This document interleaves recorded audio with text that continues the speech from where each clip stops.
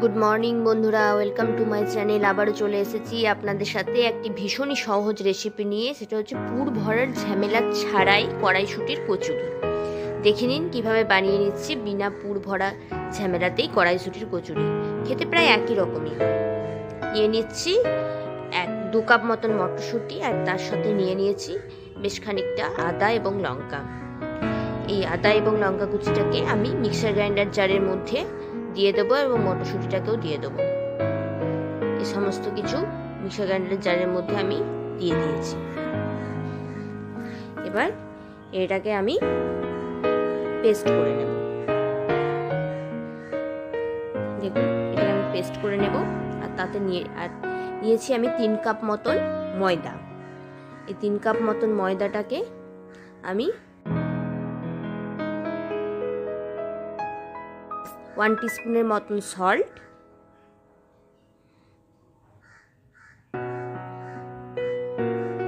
আর দিতে হবে 1/2 টিস্পুনের মতন চিনি। আর যেহেতু 3 কাপ মতন ময়দা আমি নিয়েছি, তাই এখানে আমি 3 টেবিল স্পুনের মতন তেল আমি ব্যবহার করব ময়ানের জন্য।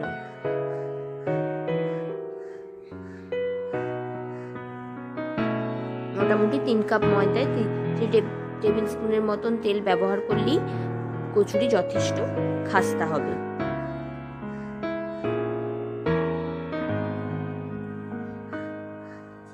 এটাকে এবার ভালোভাবে মিশিয়ে নিতে হবে, খুব সুন্দরভাবে মিশিয়ে নিতে হবে। হাত দিয়ে এত মসৃণ ভাবে মিশিয়ে নিতে হবে যাতে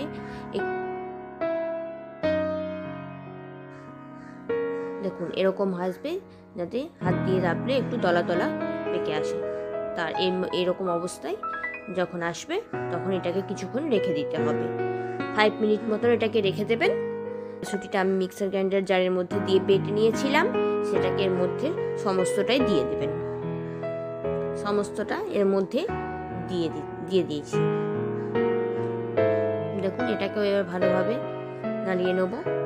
এবার সামান্য একটু হয়তো মিক্সার গ্রাইন্ডারে জার ধোয়া জলটা দিয়ে এটাকে খুব সুন্দরভাবে মথে নিতে হবে। দেখুন, খুব একটা জলের ব্যবহার আমি এখানে করিনি, খুব সামান্যই জলের ব্যবহার করেছি, যেটুকু মতন প্রয়োজন। এটা প্রায় মথা হয়ে গেছে, এটা প্রায় মেখে নিয়েছি অনেকটাই। দেখুন, বেশ নরম হয়ে এসছে ডোটা। এরকম অবস্থায় সামান্য একটু তেল দিয়ে আমি 15 মিনিটের মতন রেস্টিং টাইমে রেখে দেবো এটাকে। উপর থেকে একটু তেল দিলে ওপরের ড্রাই ভাবটা এর মধ্যে আসে না, খুব সুন্দরভাবে এটাকে সফট হয়ে আসে।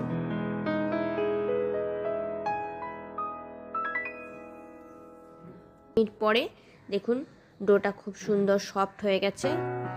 এবার এগুলো থেকে আমি লেচি কেটে নিয়েছি, গোল গোল করে লেচি কেটে নিয়েছি।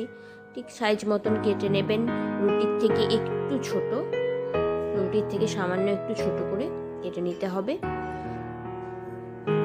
এভাবে আমি গোল গোল করে নিয়েছি। দেখুন, এটাকে এবার আমি চাকা বেলনার মধ্যে দিয়ে গোল গোল করে বেশ একটু বড় সাইজ করেই বেলে নেব। কচুরি একটু বড় সাইজের হলেই দেখতে বেশ ভালো লাগে।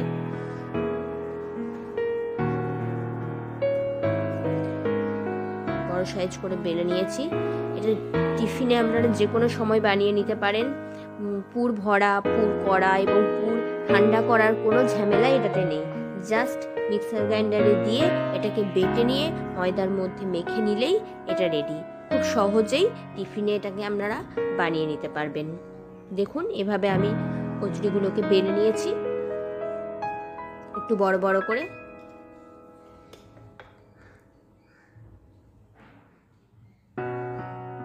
একটা গ্রিনিশ ভাব এসছে, যেহেতু এর মধ্যে কড়াইশুঁটি দেওয়া আছে। আমার এই রেসিপি যদি আপনাদের ভালো লাগে থাকে তাহলে প্লিজ চ্যানেলটাকে সাবস্ক্রাইব করে দেবেন। এবার কড়াইয়ে তেল বসিয়ে দিয়েছি। তেল গরম হয়ে গেছে। দেখুন, তেল যখন গরম হয়ে আসবে তখন কচুরিটাকে আপনি তেলের মধ্যে দিয়ে দেবেন।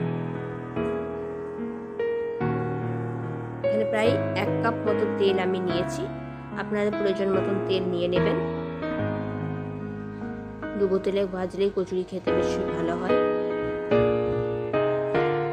মিডিয়াম ফ্লেমে কচুরিগুলো ভেজে নিতে হবে। হাই ফ্লেমে ভাজলে কাঁচা থেকে যাবে, আবার খুব লো ফ্লেমে ভাজলেও শক্ত হয়ে যাবে, তাই এটাকে মিডিয়াম ফ্লেমে ভেজে নিতে হবে। একটু সময় ধরে সুন্দর করে ভেজে নিলেই কচুরি মচমচে হবে।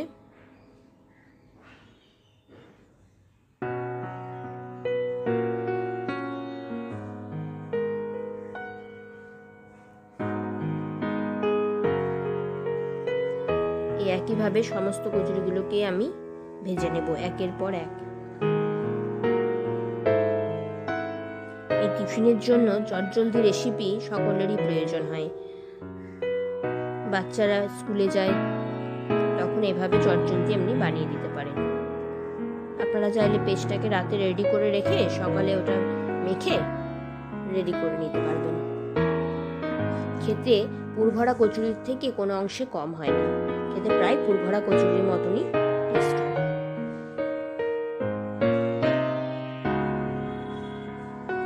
দেখুন একে একে আমি এইভাবে সমস্ত কচুরিগুলোকে ভেজে নিয়েছি এবং আমার রেডি হয়ে গেছে কচুরি, কড়াইশুঁটির কচুরি। ভীষণই মুচমুচে এবং নরম, দেখতেও ভীষণ সুন্দর হয়েছে, খেতেও ভীষণ ভালো হয়। আপনারা এভাবে বাড়িতে বানিয়ে অতি অবশ্যই দেখবেন।